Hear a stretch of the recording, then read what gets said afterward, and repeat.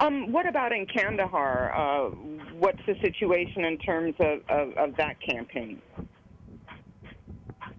Well, as you know, and as discussed by General Petraeus just recently, Kandahar is the next phase in terms of our priority, our operational priority here, and they're just started to start operations in Kandahar. And again, like I said earlier, Kandahar is the birthplace of the Taliban, of Mullah Omar, and because of that, we expect the fighting to be hard, and we need to be able to expect that right now.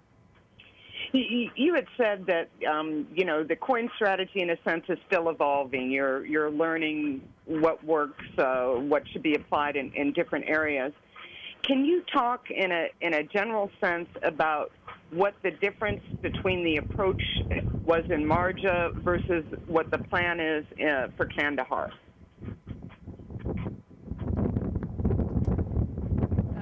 Actually, no, I can't give you any specifics right now because I don't know them myself, but we can certainly get to you.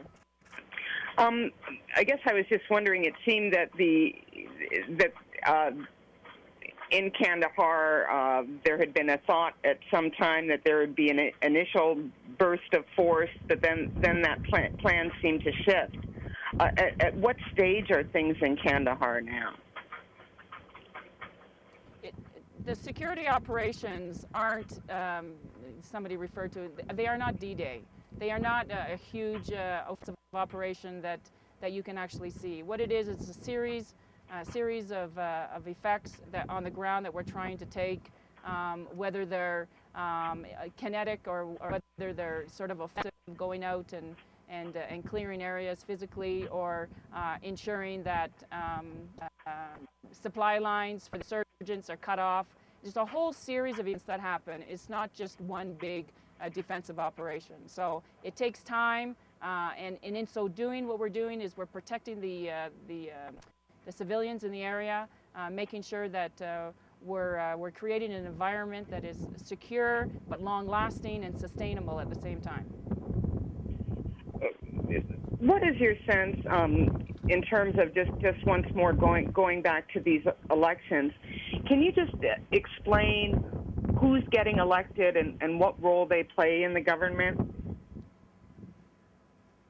Well, these are provincial elections. So there are 34 distinct provincial elections. There are, in the series of 2,500, I believe, participants in the electoral races. So they come from all different tribes, all different ethnic backgrounds, and they're in all different provinces. So there isn't one sort of generic sense of body or what we would say political system that we have back in the United States and in Canada.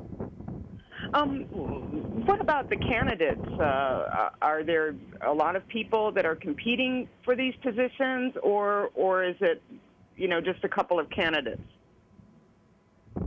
No, actually, there's quite a few candidates in a lot of the positions. Men, women, all different ages. Like I said, in fact, we could get that information to you. There's in excess of a couple of thousands of people running for different posts across this country.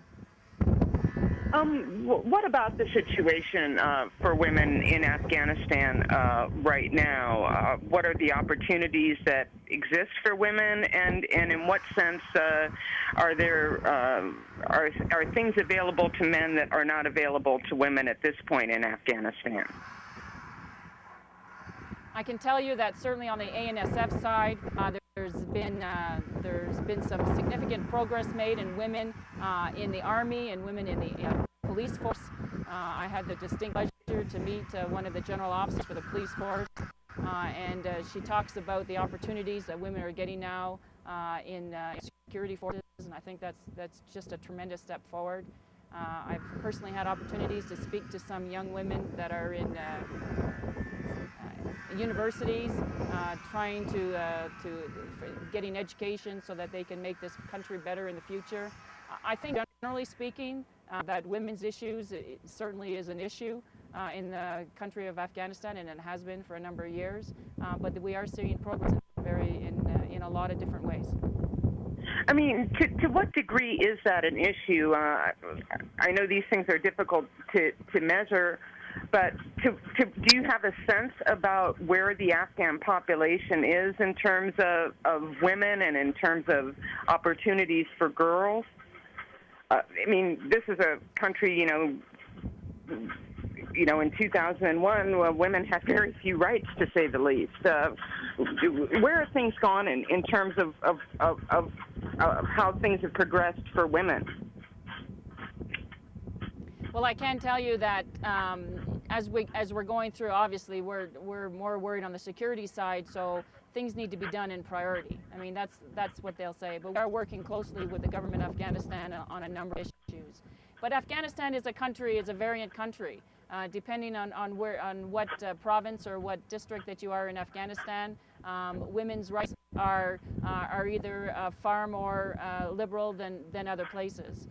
So yeah, I don't think you can make a generic statement right now about the status of women in Afghanistan, a generic statement. But what I can say is that we have seen some tremendous progress in a lot of different areas here.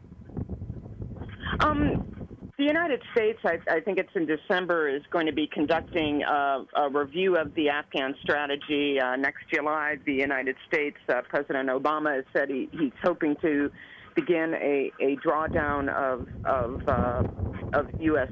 forces at that time. Are you on track for a drawdown to begin next July?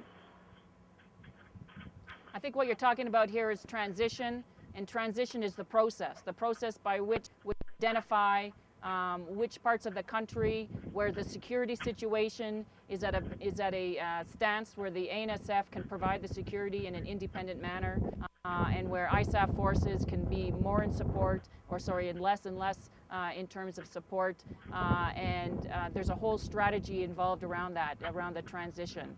General Petraeus has made it very clear that July 2011 is a start of the process, of the transition process, and it's not necessarily a day where we close the doors and turn off all the lights. So the idea of transition is to make sure in a very sustainable way. I mean, I think that's the key there, that in a sustainable way that certain areas are secure so that the administrators, whether it's the government or the socioeconomic or the economic development people, can come in and they can build up all of the networks and all of the structures that they need in order to run their areas. All right, and just as a final question, President Obama had also pledged to send additional forces to Afghanistan. Are they all there now? Are you still waiting for more of those troops to come into the country?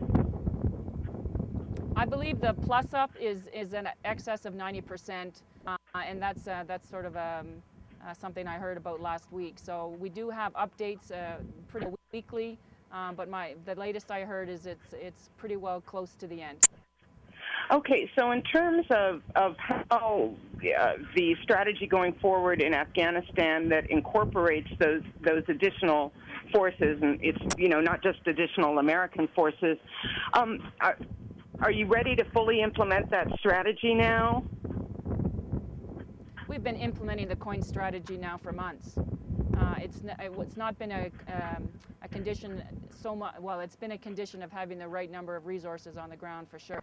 But the employment of the strategy, creating a secure environment before, so that we can start with the governance and the development resources that are required in order to gain the trust of the Afghan people. That has been started for a number of months. Okay, all right. That'll be it for today. Thank you so much for taking the time to talk with us. Very much appreciate it. Thanks, Deborah. Okay, Thanks, Deborah. thanks Have a great again. day. Bye.